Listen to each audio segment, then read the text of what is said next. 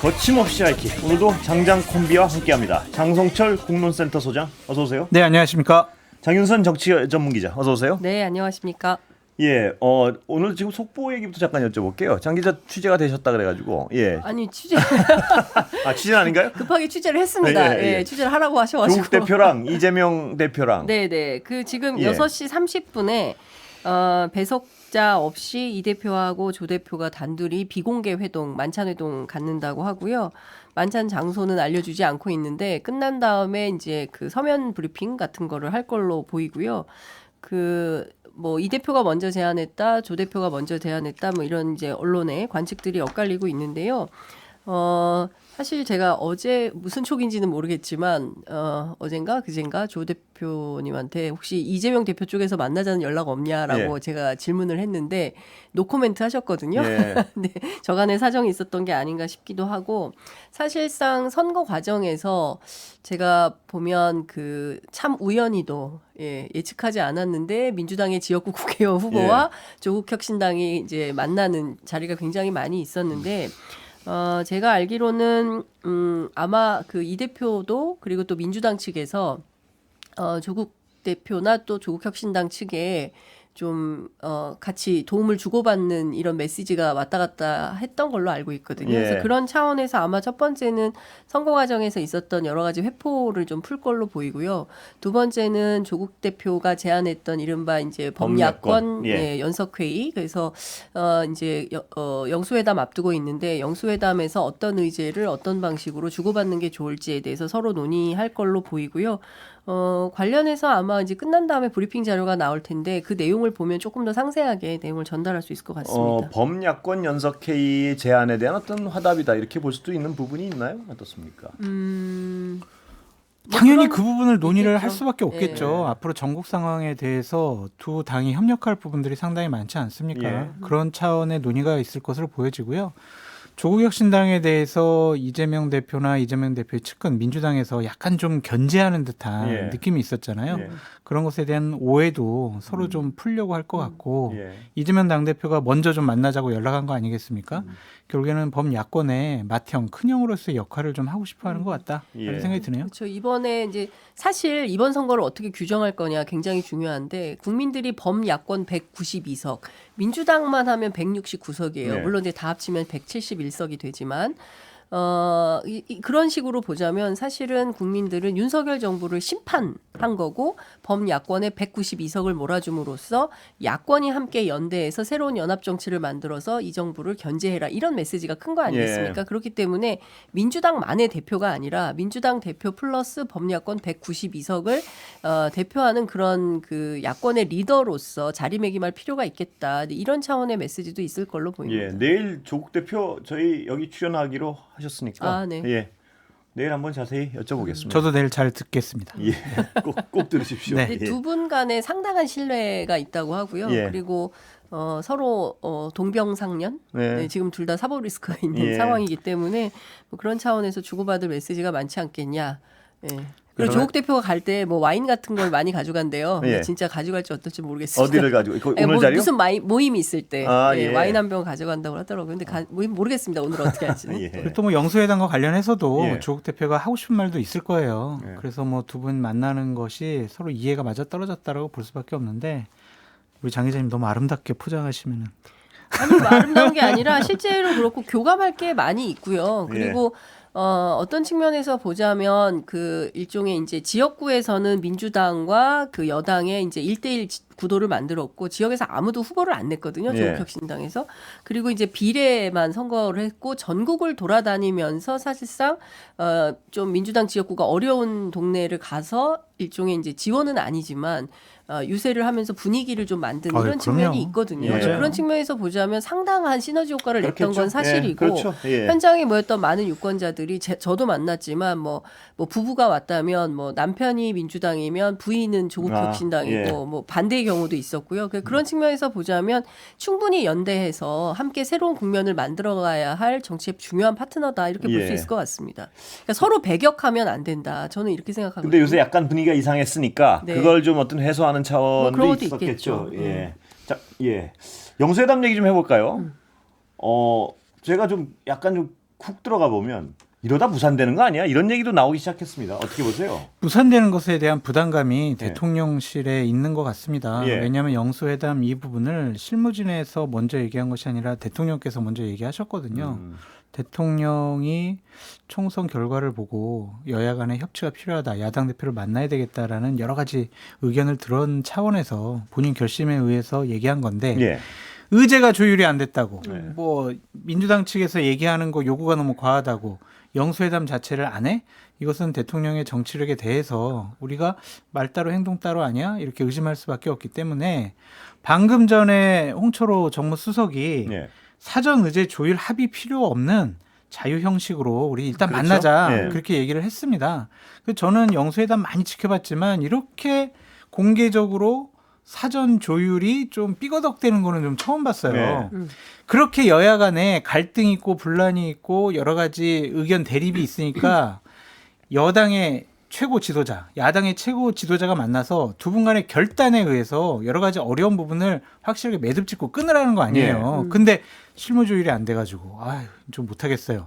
이거는요 정치가 아니죠. 예. 그래서 야당도 분명히 무산되면 부담감이 있을 거기 때문에 이루어지지 않을까 예. 그렇게 전망해 봅니다. 예.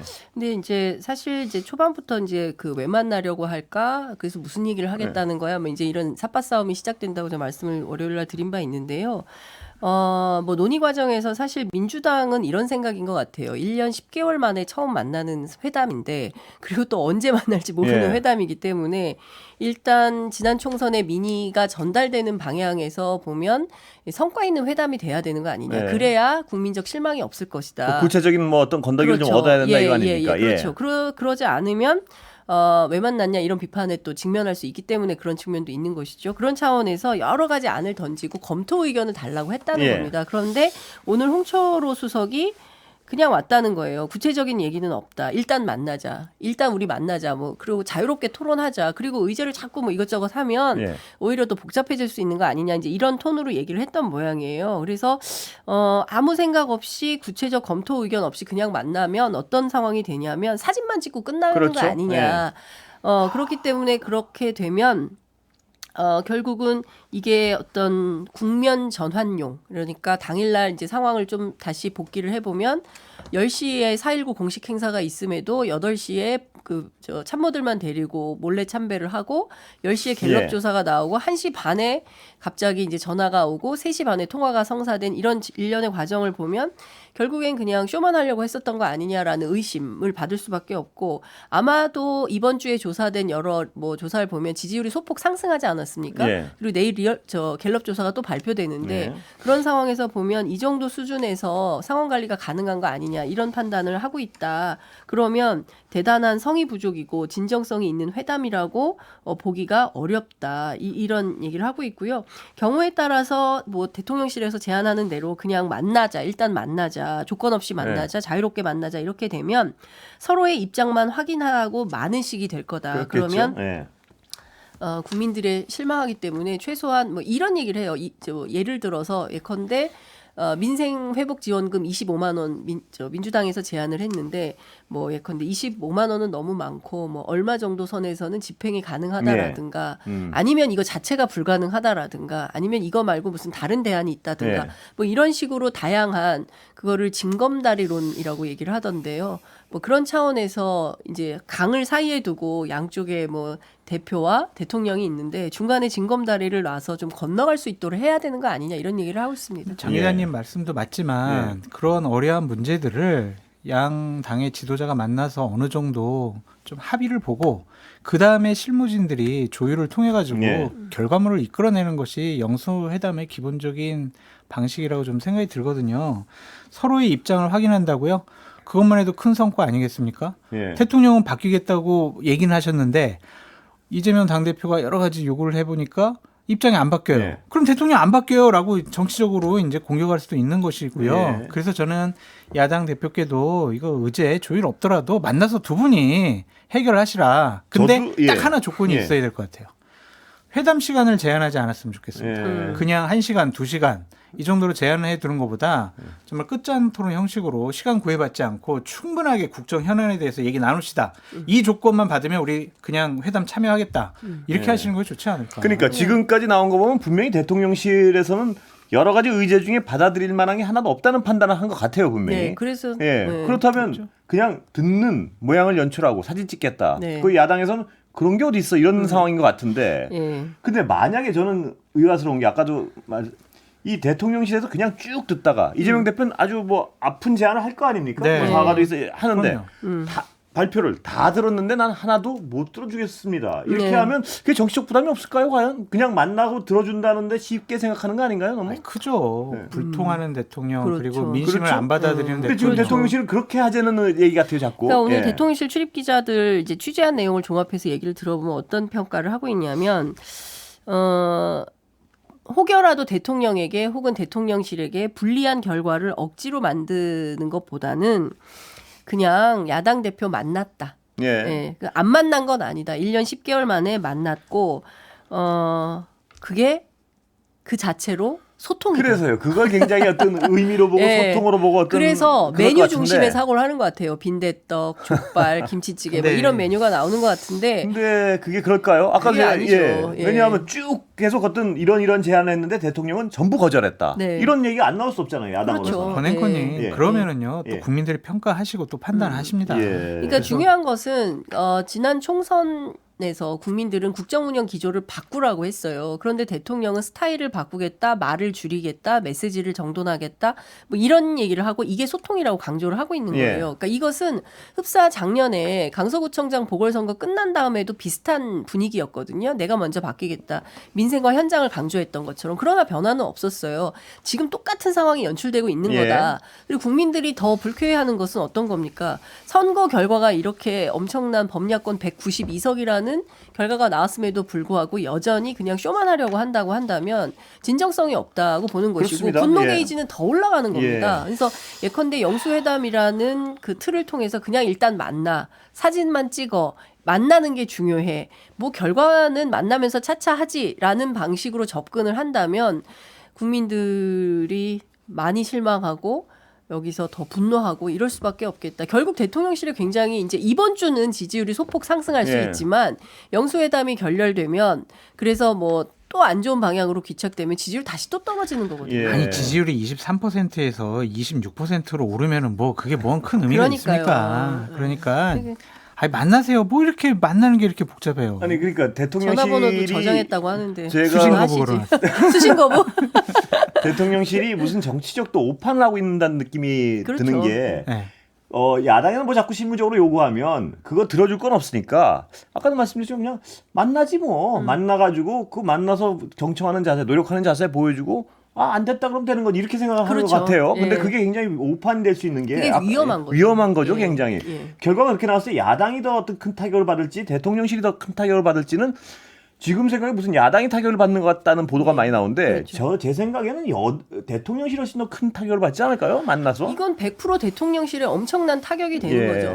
역시 윤석열 대통령은 국정운영 기조를 바꿀 뜻도 의지도 생각도 그래서요. 없어. 그냥 예. 사진만 찍고 그림만 만들려고 한 거야. 결국 이분은 쇼에 능한 분이야. 그래서요? 그러니까 그러면 본질은 변화하지 않는 거면 예. 그렇다면 이것은 국민들 입장에서는 올 하반기가 더 시끄러워질 수밖에 없는 거다. 그러니까 예. 21대까지는 뭐 대충 모면을 한다 하더라도 22대 국회가 개원하면 그냥 있겠습니까? 그리고 사실 오늘 이재명 대표하고 조국 대표가 왜 만나겠어요? 이런 문제들에 대해서 서로 교감하고 공론화를 통해서 앞으로 어떻게 이 정부를 견제할 건지 국회 안에서 어떤 역할들을 하는 게 좋은지 서로 협력할 수 있는 방법을 논의하는 거 아니겠습니까? 예. 제가 보기에는 대통령실이 굉장히 나이브하다.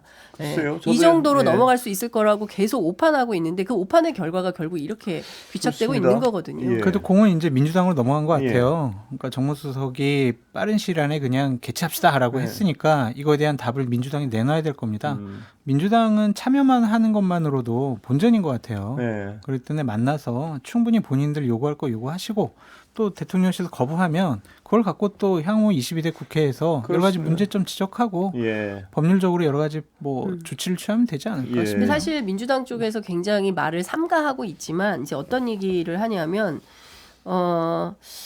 너무 아무런 준비 없이 왔더라 홍철호 수석이 네. 그냥 이제 떨레 와가지고 떨레 그냥 만납시다라고 하면 예.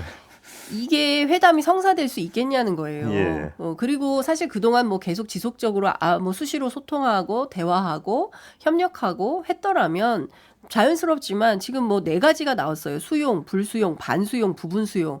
이거 뭐 어떻게 하겠다는 겁니까? 아니, 그러니까 야당이 그런 던진 것들을- 안들에 대해서 이런 식으로 브리핑을 하고 아무 얘기 없이 40분 동안 그냥 얘기만 하고 돌아갔다고 한다면 성과 있는 면담, 회담이 됐다고 기대하기가 굉장히 어려워지는 거죠. 예. 근데 이렇게 조율 과정 중에서 답을 내놔라라고 하는 것도 대단히 이례적이에요. 그러니까 두 분이 만나서 결정하세요. 예. 더 안 나서 무조건. 네, 예. 만나서 하시면 그러니까 되죠. 예, 그 일단 만나는데 지금까지 보도 중에 제가 잘 이해가 안 가는 부분은 일단 만나서 답을 못 얻으면 야당이 어떤 큰 손해를 보는 것 같이 얘기하는데 아니죠. 저는 그건 그런 절대- 보도 그런 보도를 읽을 때 아닐 텐데. 아니죠. 예. 그건 대통령실 어떤 데미지가 훨씬 클 것 같은데 지금 맞습니다. 대통령실의 판단이 그런 것 같아요. 일단 만나자. 뭐 약속하지 말자. 예. 이게 지금까지 분명한 기조인 것 같아요. 예. 그러니까 대통령실 아까 말씀드린 대로 기자들도 취재해본 각이 그렇다는 겁니다. 그러니까 뭐 예. 괜히 부담스럽게 뭐 약속했다가 나중에 또 지켰느니 안 지켰느니 이제 책이 잡힐 수 있으니 그러지 말고 그냥 만나 주자 뭐 예. 이런 투인 것 같습니다. 아, 만나 주는 겁니까? 192석인데 저쪽이.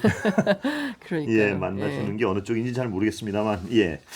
자, 그러면 지금 분위기에선 모든 어떤 특정한 사안들, 부담스러운 사안. 근데 만나서 대통령이 만약에 무슨 전향적인 자세를 보일 만한 의제가 하나도 없어요, 보면. 사실 그렇죠. 예, 예. 뭐 하나 들어줄 만한 게 없으니까. 근데 일단은 막 범죄자라고 하면서 막 공격해대고 상종조차 하기 싫어했던 이재명 당대표를 만나겠다는 것만 해도 상당히 좀 전향적인 자세가 아니냐라는 예. 좀 생각이 들고요. 물론 그 이전에 대통령과 대통령실의 자세는 분명히 잘못됐다라고 지적을 합니다. 예. 그래서 일단 이재명 당대표 만나가지고 어느 정도 성과를 이끌어내는 것도 이재명 당대표의 몫이고 정치력이라고 보여지거든요. 예.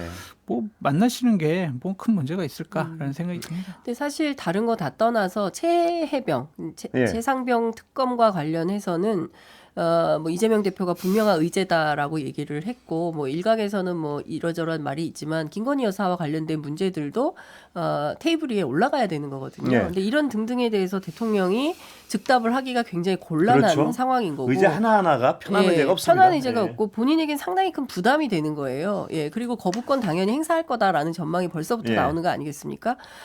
그리고 저 최상병 관련해서는 거의 다 꿰맞춰지고 있는 수준이에요. 예. 그렇기 때문에 상당히 부담스럽겠죠. 그러나 이거는 피한다고 피할 수 있는 잔이 아니다. 그러니까 장 기자님. 전폭적으로 수용하는 것밖에는 방법이 그렇습니다. 없다. 예. 그러니까 대통령실에서 어쨌든 빨리 회담을 개최하자고 했고 네. 그 부담되는 의제들을 양당 지도자가 결단에 의해서 처리하면 된다. 예. 자꾸 옆에서 뭐 실무적으로 조율하고 다른 의원들이 얘기하는 것은 예. 소용이 없다라고 말씀드려요. 약간 다른 주제 좀 넘어가 볼까요? 김건희 여사요. 공식 활동은 하는데 공개 활동은 안 한다. 네. 귀틀막에.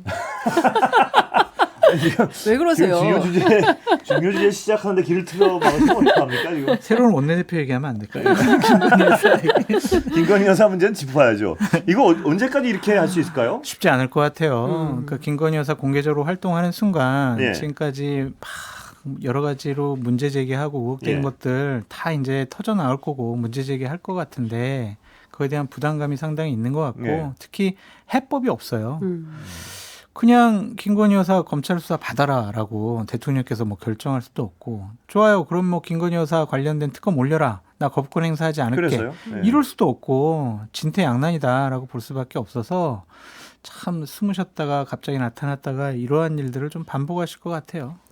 그렇게밖에 없나요? 뭐 저도 방법을 없어요, 몰라서 방법은. 그렇게밖에 없나요? 당초 질문드리는데. G7 예. 하면 이태리 가려고 예. 했었다는 것 같아요. 그렇다가 또 바뀌어가지고 탄탄탄 3개국 간다. 이게 뭐냐면 우즈벡, 카자흐, 키르기스탄 예. 3개국 간다라고 이제 기자들 사이에 이제 소문이 났었던 예. 거죠. 그러다가 다시 또 바뀌어서 예. 모르겠다. 안 갈 수도 있다. 이제 이런 얘기가 또 나오는 거예요. 그러니까 무슨 얘기냐면 여론에 굉장히 신경을 많이 쓰고 있다라는 게 느껴지는 겁니다. 그러니까 여론에서 김건희 여사 이슈가 막 나오면 이게 잡았다가도 안 돼, 다시 취소. 뭐 네. 이랬다가 또 한 번 잡았다가 안 돼, 그리고 다시 취소. 막 이런 게 계속 반복이 되는 것 같아요. 그러니까 본인은 좀 적극적으로 나서서 역할을 하고 싶고 제가 알기로는 상당히 그 명품백 터지기 직전까지 광폭 행보를 했고 뭐 일부 뭐 하여간 하여간 뭐 다 말씀드릴 수는 없지만 여러 활동이 있었는데 본인도 답답할 거 아니겠습니까? 그래서 뭐라도 해야 되는데 지금으로서는 나서기가 굉장히 어렵다. 근데 이게 언제까지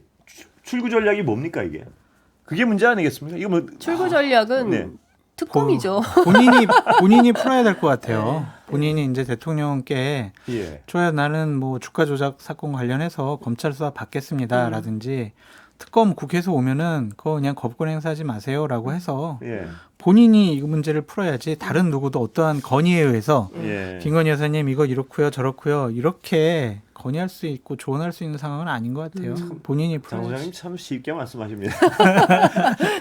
본인이 근데 본인이 나서기가 매우 아니, 뭐 맞는 어려운... 말씀인데 참 듣기는 쉬운데. 아니, 그런데 사실 근데 할 수 없죠. 결자 해지 해야 되는 것이고요. 방법이 없죠. 아무리 그리고 사실 22대 국회가 개원하면 그동안 보지 못했던 새로운 형태의 특검 전국이 몰려올 걸로 보여요. 그러니까 수많은 이제 뭐 특검 이슈들이 있거든요. 뭐 최상병 특검, 김건희 종합 특검, 그다음에 뭐 한동훈 특검, 뭐 거기다가 뭐 그 검찰 대검의 이제 디넷과 관련해서도 특검해야 된다. 그다음에 누굽니까? 저 이화영 전 부지사 사건과 관련해서도 또 특검해야 된다. 그러니까 지금 뭐 엄청난 특검이 쫙 깔리는 상황이 되는데 맞아요. 이 특검의 전국 속에서 김건희 여사가 그냥 지나갈 수는 없는 것 같습니다. 그래서 이제 조중동 등 특히 조선일보에서 오늘 칼럼을 통해 가지고 이 부분 문제는 빨리 받아들이고 해결해야 된다라는 얘기를 하고 있죠. 그게 해법이 그거밖에 안 보이니까요. 아무리 봐도. 그게 없으면은요. 지금 대통령의 여러 가지 상식적이지 않은 결정들에 대해서 자꾸 김건희 여사가 소환이 돼요. 그거는 앞으로의 전국 운영에도 상당히 부담입니다. 아까 그 해외 순방도 고민이 느껴지는 게 안에서 하는 거야 어떻게 행사를 마음대로 분리해서 영부인은 노출이 안 되고 뭐 이렇게 하겠지만 밖에서 전 세계 영부인들이 다 모이는데 거기서 분리해서 비공개를 하기가 어려울 거 아닙니까? 그러니까 이런 상황들이 다 비정상적이잖아요. 그렇죠. 외국에 뭐 정상들이 왔는데 비공개 일정으로 뭐 외교 활동을 한다. 이런 비정상적인 상황을 언제까지 대통령실에서 그만 두고 볼 겁니까? 아니, 그리고 외신들이 주목하고 있다는 거예요. 그러니까 지금까지는 국내 언론들이 막 했지만 지난 선거 과정에서도 보면 외신들이 김건희 여사 어디가 있는지를 찾고 있지 않습니까? 이게 정말 말씀 주신 대로 국가적으로도 사실 좀 망신스러운 일인 거죠. 영부인이 어디 바깥에 나가지도 못하고 투표도 마스크 쓰고 경호원들 데리고 몰래 하고 맞습니다. 이걸 정상적인 국가 운영이라고 보기는 굉장히 어렵고 정진석 비서실장이 뭐 일종의 군기반장식으로 수석 비서관들 대상으로 정치하지 마라. 정치는 뭐 대통령이 하는 거지 당신들이 하는 거 아니다라고 했는데 실제 정진석 실장이 제대로 하려고 한다면 그 김건희 여사와 관련된 문제적 인물들에 대한 청산부터 시작을 해야 되는 거죠. 근데 그 부분에 대해서는 일절 말이 없는 거 아니겠습니까? 그러니까 그런 측면에서 보자면 군기를 잡는 것처럼 연기는 피우지만 실제 문제적 상황은 해결하지 못하거나 해결할 생각이 없거나 그런 거 아니냐 이런 판단이 좀 듭니다. 여기까지 그분들 청산하려다가 본인이 청산당할 수가 있어가지고 힘들 것 같아요. 여기까지 듣겠습니다. 지금까지 장성철 공론센터장, 장윤선 정치전문기자였습니다. 마지막에 웃기시네요. 감사합니다. 감사합니다.